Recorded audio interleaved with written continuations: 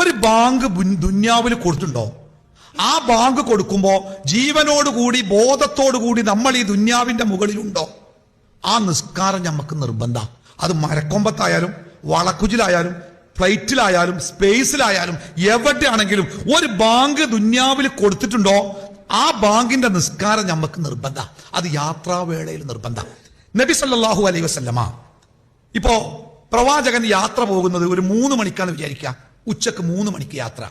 അങ്ങനെയാണെങ്കിൽ നബി സല്ലല്ലാഹു അലൈഹി വസല്ലമ തന്റെ നാട്ടിൽ നിന്ന് ളുഹുറും അതിന്റെ കൂടെ അസറും നിസ്കരിക്കും. നാട്ടിൽ നിന്നായതുകൊണ്ട് തന്നെ ഖസറാക്കരുത്, ഒന്നിച്ച് നിസ്കരിക്കുക. ളുഹുർ 4 റക്അത്ത്, അസറും 4 റക്അത്ത്. ബാങ്ക് കൊടുക്കുക, ഇഖാമത്ത് കൊടുക്കുക, ളുഹുർ 4 റക്അത്ത് നിസ്കരിക്കുക, പിന്നെ ഒരു ഇഖാമത്ത് കൊടുക്കുക, എന്നിട്ട് അസർ 4 റക്അത്ത് നിസ്കരിക്കുക. എവിടുന്നാണെങ്കിൽ നമ്മുടെ നാട്ടിൽ നിന്നാണെങ്കിൽ. ഇനി നമ്മൾ യാത്ര പോകുന്നത് 11 മണിക്കാണ്. 11 മണിക്കാണ്, ളുഹുർ ആയിട്ടില്ല, അസർ ആയിട്ടില്ല. അങ്ങനെയാണെങ്കിൽ അസറിന് ശേഷം നമ്മൾ എവിടെ ചെന്നിറങ്ങുന്നുവോ അവിടെ നമ്മൾ ളുഹുറും അസറും ഒരുമിച്ച് നിസ്കരിക്കാം. അപ്പൊ എങ്ങനെ നിസ്കരിച്ചാൽ മതി? നമ്മുടെ നാട്ടിലല്ലാത്തത് കൊണ്ട് 4 റക്അത്ത് നിസ്കാരങ്ങൾ 2 റക്അത്തായി നിസ്കരിച്ചാൽ മതി. ആദ്യം നിസ്കരിക്കേണ്ട നിസ്കാരം ഏതാണ്? ആദ്യത്തെ നിസ്കാരം ആദ്യം നിസ്കരിക്കണം. അഥവാ ളുഹുർ ആദ്യം നിസ്കരിക്കുക 2 റക്അത്ത്, എന്നിട്ട് ഇഖാമത്ത് കൊടുക്കുക, എന്നിട്ട് നമ്മൾ അസർ 2 റക്അത്ത് നിസ്കരിക്കുക. ഇനി നമ്മൾ ളുഹുറിന്റെയും അസറിന്റെയും സമയത്തും യാത്രയിലാണ്. നമ്മൾ 8 മണിക്ക് വാഹനത്തിൽ നിന്ന് ഇറങ്ങുള്ളൂ. അപ്പൊ നമ്മൾ എന്താ ചെയ്യേണ്ടത്? ളുഹുറും അസറും ആ വാഹനത്തിൽ ഇരുന്നു കൊണ്ട് നിസ്കരിക്കുക. വാഹനത്തിൽ ഇരുന്ന് നിസ്കരിക്കുമ്പോ ഫിഖ്ഹിന്റെ കിതാബുകളിലൊക്കെ കാണാം, നിസ്കാരം തുടങ്ങുന്ന സമയത്ത് ഖിബിലയുടെ പൊസിഷനിലേക്ക് നിൽക്കാൻ ശ്രമിക്കുക.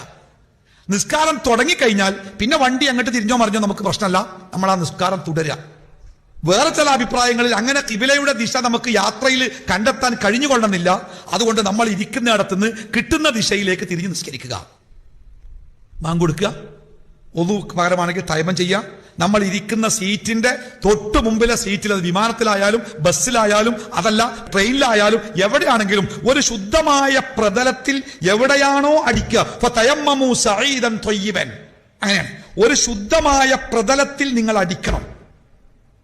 ഹജ്ജിനൊക്കെ പോകുമ്പോഴേ തവാഫൊക്കെ ചെയ്യുന്ന സമയത്ത് ഒതുണ് മുറിഞ്ഞാല് അവിടെ ഒതുക്കാനുള്ള സ്ഥലം ഉണ്ടില്ല, പക്ഷെ അത് അറിയണവനെ അറിയുള്ളൂ. അല്ലാത്ത പെണ്ണുങ്ങളെയും കൂടെ കൂട്ടി തവാഫിന് ആളാണെങ്കിൽ ഓളെ നിർത്തിക്കാണ്ട് പിന്നെ ഒതുക്കാൻ പോയാൽ വരുമ്പോത്തിന് ഹജ്ജ് കഴിഞ്ഞു പോകും. അപ്പൊ ഇട്ട് പോകാൻ കഴിയില്ല. അപ്പൊ അങ്ങനെ തിരക്കുള്ള സമയത്താകുമ്പോൾ തൈമം ചെയ്യാന്നാണ്. എവിടെ തൈമം ചെയ്യാ?